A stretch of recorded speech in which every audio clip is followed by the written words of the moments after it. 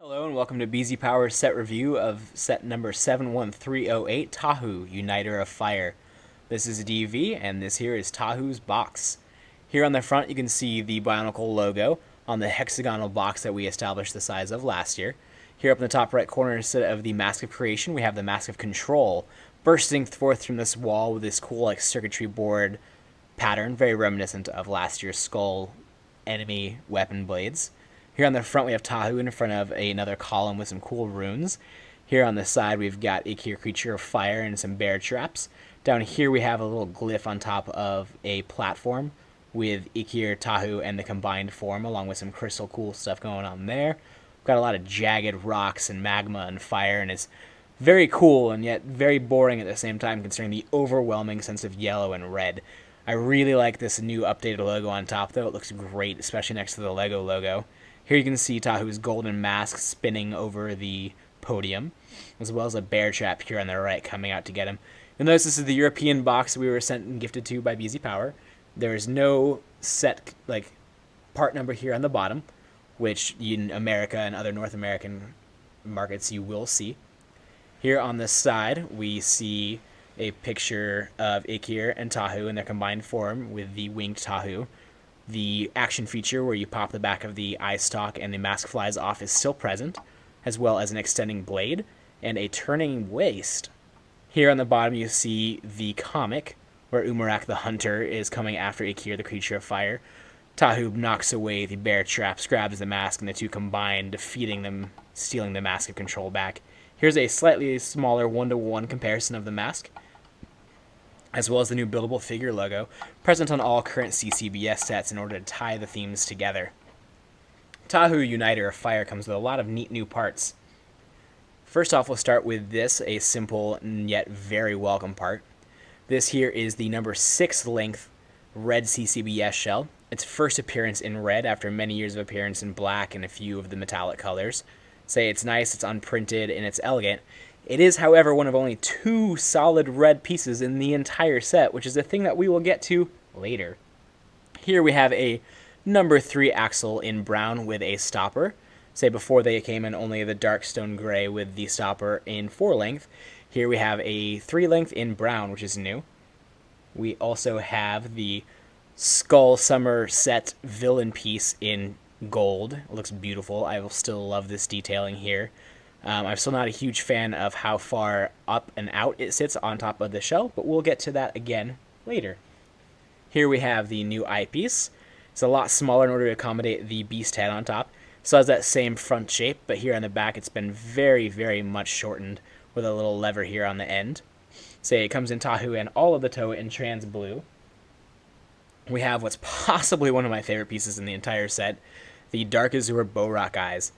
I love that this piece still exists after 13 years. It's a very, very welcome piece.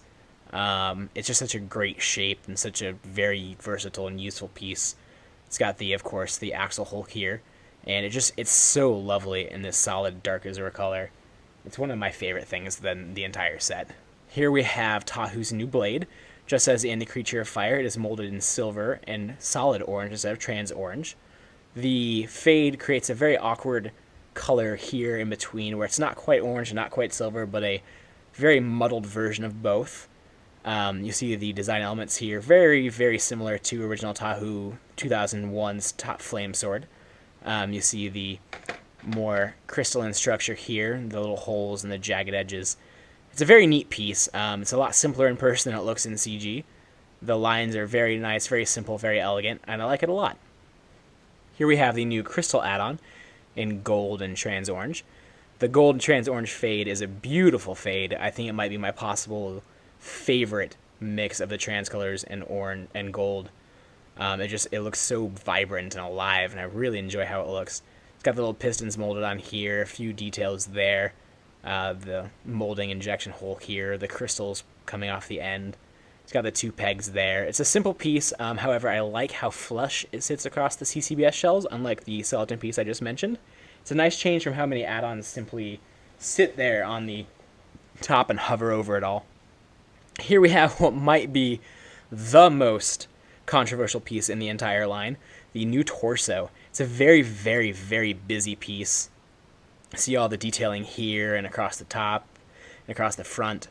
That said, as much as I dislike the detailing, I really, really enjoy the printing here in red and dark azure, a little bit of silver and black. It's a beautiful piece, and I can't help but wish that this was a old superhero or CCBS chest with just this chest piece here detachable, as just such a beautiful, beautiful color and a beautiful design. So you see here in the center Tahu's Nuva design and this symbol there coming out and around, and I can't help but say it's just beautifully done. So you'll see here in the back this solid connection point on the entire thing. It's just the single ball joint. There are no peg holes, no axles, no anything else, which is a bit of a bummer. It sits a little bit further out than some of the other CCBS torsos do. Overall, it's a large piece. It's not a terrible piece by any means, but we'll get to how it works with the figure later. Here we have the bottom half of the new torso and the top half of the new torso. You'll see that there are no longer any ball joints here on the ends for the arms, whereas there is one here on the top and then just a gear there. See here on the bottom there is the pin peg connection there. And you see that they snap in together like so and create a very solid connection. Unlike, though, the shooters that came with the protectors and some of the other sets, it is possible to pry them apart. It takes a lot of work, as you can see, but it is possible, which is a nice change from those stud shooters we got. See that it does spin all the way around freely when not connected to anything else, which is nice. However, when you put the gear in there, it does stop. Say the bottom comes in gunmetal and the top comes in black. Those are the only colors that they come in at the moment. But it's a neat piece. I can't describe how much, though, I wish that this did not come molded in on the bottom. However, it looks like the new Star Wars 2016 construction sets have a very similar piece without that, which is fantastic, and I think will make a lot of people really happy. Here we have the piece of Unity, which is one of the two most talked about pieces in the set. Say it has a very Art Nouveau meets Art Deco styling with the very intricate sort of lines here, but at the same time very simple geometric shapes. I think one of the problems with the piece in CG is that these lines and holes here come across a lot more shadowed and detailed than they do in person, creating this very deep, rigid, very textural look, where in person it's minimalized a bit just because of the softer shaded plastic and just how it works. You see here it goes back pretty far and has the axle, the pin, and the axle connection. You see the pistons here as well as the detailing here on the top on the side. I said in my Ichir Creature of Fire review that I think it reminds me of an old-time microphone, and I'm going to hold to that. I think it's actually a pretty neat piece, very reminiscent of the Baraki armor, but with a lot more details and a lot less of that smooth aquatic texture. Tahu comes with two of the CCBS bones in trans orange. This smaller one here is not new, but it was only available in the Chima summer sets in 2014, which makes it pretty rare for most people, as most people haven't been able to receive those sets in the North American markets, and it didn't seem like they had maybe a very large rollout even in Europe and the other countries where it was received. So I think a lot of North American customers will be very happy to see that. Here we have a longer bone with the pinhole in trans orange as well. So they're very nice, they're very vibrant, they catch the light really well. Finally, of course, we have Tahu's new mask. Here you can see it in red and silver. It's a very abrupt fade. It doesn't quite mesh the way the trans colors and the solid colors do, which is fine. You see it has the stern look there back, the vents there on the side, and you'll see on top here Tahu Nuva's symbol, which is pretty cool and very interesting, and we'll see what that means for the story since, we currently don't know. You'll see up here on the top the fins in silver and the little detailing here that match a lot of the crystalline elements. It's a very interesting piece. I can't help but wish that it came in solid red, as I'm not sure how well or useful this piece will be in the fade color and the dual tone. And especially here in the injection spot, you can see the silver coming through, and it's kind of ugly right there. It's kind of distracting. But at the same time, it's definitely Tahu, and it's very reminiscent of both his original mask, his Tahu Nuva mask, and it reminds me a lot of the Mask of Light movie mask, which is not a bad thing. It's definitely Tahu.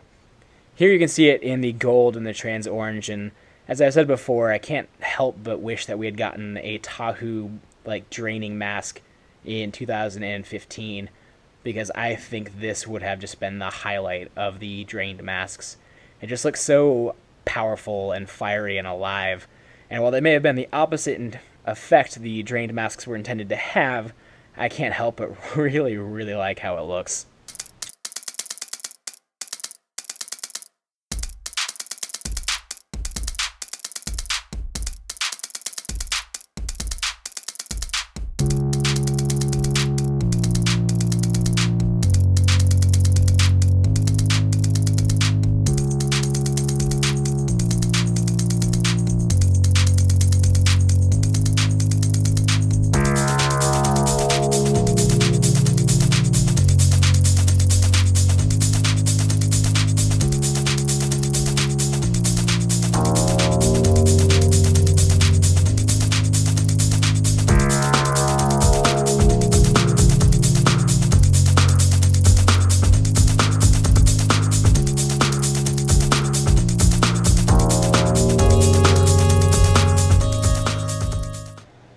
Alright, now after building, here you see Tahu, Uniter of Fire. One of Tahu's two different gimmicks is the sword extending gimmick. You turn this little black gear here, and the Technic function added to the sword causes the blade to go up and go down. I'm not a fan of how this looks. It creates an obtrusive and chunky little build here that's in the solid black. Looks very, very out of place. However, that said, as silly as I think the gimmick is, when I'm sitting by the desk and Tahu is sitting there, I can't help but just sit here and flip it back and forth. I think it'll be a very popular feature with the kids. I mean, I just keep aimlessly doing this, and it's fun. It's a nice little stress relief, and it's just something kind of fun to do. You see how when he's all put together here, he's got a very distinct, very triangular torso shape. The Borak eyes here in trans orange are clearly intended to fill out the shape here, with the wider shoulders causing the big gap there. I don't think it entirely works. I don't think it is poorly done, but I don't think it's well done. The trans orange here causes a bit of a gap there, and it just seems a little out of place. It's not, like I said, bad. It's not entirely awkward, but it's definitely noticeable, and it's definitely something I'm not fond of. The proportions entirely are something I could talk about for probably days, but I won't. He has very small neck, and even with the piece of Unity here in the back going up to try and fill it in, the blank spots here between the pistons don't really quite do it, and with how low this is here and how high the neck is, it just seems very empty. The pieces from the skeleton set just kind of sit there on top and float over the shoulders instead of creating an actual gradual draping over the shoulders, which I wish they did. However, you'll see here the only red pieces on the entire set are hidden behind the crystal add-ons and then on his mask, which causes his mask to look extremely out of place. I wish that wasn't the case because I like the mask. You'll notice with his golden mask, he looks a little less awkward as we put that on his face right there, and a little bit more, well, unified is the term to use. I wish that his red mask had the same feel for the set as the gold mask. He's just a very overwhelmingly bright and gold set, and whether that's a good thing or a bad thing is mostly dependent on you. I happen to think that more red and less trans orange would suit the set very, very well if these parts were red, and perhaps these shells here, even just that little bit of a change I think would do the set very well. Instead, you see he's very, very, very gold. Here on the back, we have the piece of Unity as well as those Borak eyes, and a little bit more Borak eye there to fill it in. See the gear here that causes his body to turn. You can see here that it stops at a certain point and no longer continues, which is definitely not a bad thing as it helps the set stay a little bit more stable and a little bit more friction and a little bit more playable. It's a pretty loose and yet solid change. I can turn it pretty easily. Originally, he squeaked really badly, but a couple times putting the torso and the waist in and out of themselves, connecting and disconnecting, cause it to loosen up pretty solidly. You'll see here the azure elements I think work very, very nicely with this set. They bring in a little bit more red in, but again, I don't feel like it's enough. I love the azure on the legs, and honestly, if maybe even instead of the red elements that I mentioned earlier, if those had been dark azure instead, as they come in golly here on the forelength, I think we would have seen something a little bit more special. Instead, I can't help but feel that Tahu is lanky, and I know people will say, oh, but lanky and long limbs is a, like, purely Bionicle aesthetic, but just because it's something that happened a lot in the first generation doesn't mean it's something I'm fond of. It's one of my biggest complaints from the last several years of the original line, and I'm a little bummed to see it continue here after how well designed and how cohesive the last wave was. That said, I don't think Tahu's a bad set. I don't think he's a good set. And if I had the choice of picking between several of them, I don't think this would be my first purchase. You'll see here that I think the piece of Unity used as a thigh shell creates a bit of an awkward transition, sort of a bubble and then a bubble, instead of a strong and heroic musculature as the V-shaped torso sort of suggests should be there. I don't think that the set flows into itself very well, and I think that just the large number of colors is a really detrimental effect.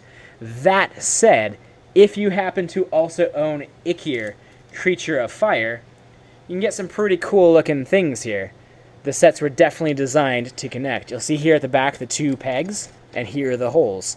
So you just pop those in there, turn the set around, move the mask over the top. It gently sits on top instead of having an actual connection, which I'm a little bummed about, but, you know, that's life. Move his feet towards the back, and here you have Tahu and Ikir combined as the creatures of fire. I have to say that this is a much more impressive build, and if this was marketed this way instead of Kopaka and Milam as a Unity set, if it was Tahu and Ikir Unity set, I think we'd see a lot less complaining. The set's very, very dynamic this way. The feet from Ikir help fill out the torso as well as the Technic Greebles in the back, hiding the short and awkward thin neck. The wings are just cool, and the fire motif is something I'm very, very fond of. Overall, some of the problems still remain. The weird lower legs and the weird legs entirely still are not my favorite thing, but, I mean, if I'm going to display this set, this is how I'm going to display it.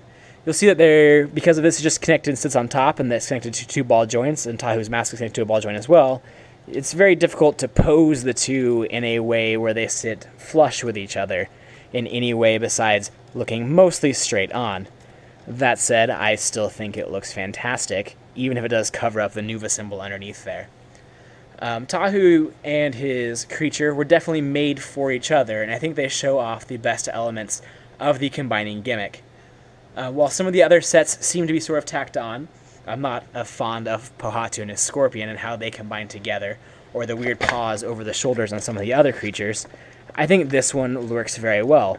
That said, you can see one of my main problems with a combined form is that it tends to be a little back-heavy and to just fall over. Luckily, there are two of the friction extenders on each side, but I still find he tends to fall over if you don't pose him slightly leaning forward. Overall, I would recommend Tahu for people who are looking for some fantastic new parts. The golden skull villain armor is one of my favorite things, even though I don't particularly care for the way it is used here on this set. The Dark Azure Borak eyes, the new blades are lovely, and overall I just don't think it's a cohesive motif. People talk a lot about the way the pistons work together in here, and I just find that they're a little busy. I don't mind the piston aesthetic, and as much people have talked about how pistons are Bionicle and clashing textures are Bionicle, and this is what Bionicle has always looked like. I feel like the 2015 sets, with these neat little piston add-ons here, really, really married the CCBS aesthetic with the Bionicle aesthetic. You see the way here the complications are dealt well within the smooth overall texturing. The extra greebling here on the torso just feels a little like overkill. Perhaps if it was toned down a little bit, if these areas here were smooth, or if these were the only ones here and these were smooth, or if this was smooth, I have no idea. Overall, I just feel like it's an aesthetic that could have been done slightly better. I like the crystalline textures. Those don't bother me. The interplay of the piece of Unity and the skull armor doesn't bother me either. What really bothers me is that altogether he just looks very, very visually busy. And he just doesn't feel like a unique character the way the 2015 Tahu did. I'm not going to compare the two side by side here, as I don't have 2015 Tahu currently next to me. However, I think that Tahu 16 should stand on his own merits, and I'm not entirely certain that I think he does. Not everybody who buys the set is going to be comparing him to his 2015 version, of course, and curating the same characters and heroes every year allows for those who did not get the original ones to get the next version so they can have their own version of the heroes. I just wish that this one was as cohesive and unique as 2015 Tahu, and I miss the blades that were hang on the back. Overall, it's not, like I said, the worst set. I wish there was more red. I wish there was more dark azure. I wish there was less of everything else. Again, it's a shame because I love this mask, and I think it does a better job of representing Tahu than the 2015 version did. And I think the Stern Eyebrow game is just exactly what the first mask should have been. It's a little smaller than I would like, even though I think the 2015 was a little bigger than I would like, simply because of the way the neck there functions, and I think that's unfortunate. Anyway, thank you. This has been BZPower's review of set number 71308, Tahu, Uniter of Fire.